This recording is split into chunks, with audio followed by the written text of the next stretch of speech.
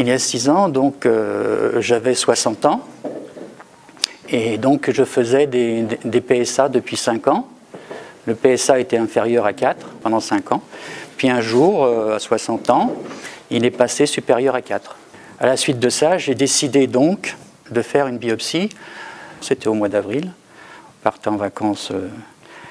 Et là, on m'a appris qu'il y avait une biopsie positive et que j'avais un cancer de la prostate. J'ai fait un contrôle, une assurance me demandait un contrôle pour un prêt personnel. Et voilà, un taux de PSA qui s'avère un peu élevé, et des examens, et puis on m'annonce un cancer. Voilà. Il y a un choc, il faut l'annoncer à sa femme, à ses enfants, à sa mère. C'est pas facile, ça. C'est certainement le moment le plus dur. Dans un contrôle de la cinquantaine, on s'est aperçu que mon taux de PSA était plus élevé que la moyenne.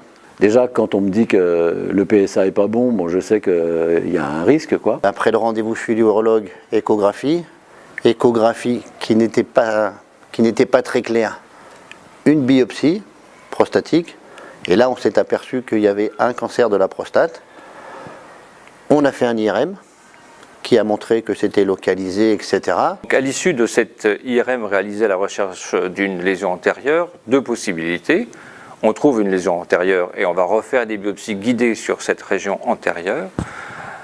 Deuxième possibilité, on ne trouve pas de lésion en IRM. Alors à ce moment-là, on peut rentrer dans ce qu'on appelle une surveillance active, puisque plane toujours ce soupçon de cancer de prostate.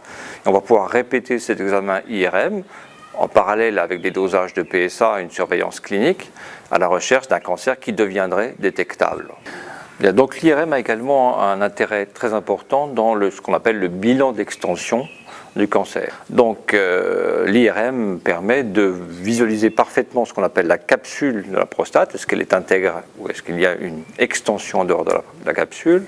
Les vésicules séminales, ces petits réservoirs qui sont au-dessus de la prostate et qui peuvent être également envahis. Deuxième élément, c'est les ganglions, un peu plus à distance, voire une extension osseuse ou autre. Le médecin demande une mesure du PSA et c'est à ce moment-là que ça doit s'annoncer. C'est à ce moment-là que l'on doit dire, vous savez, le PSA, si on le demande, c'est parce que on voudrait savoir si oui ou non vous avez un risque d'être porteur d'un cancer de la prostate.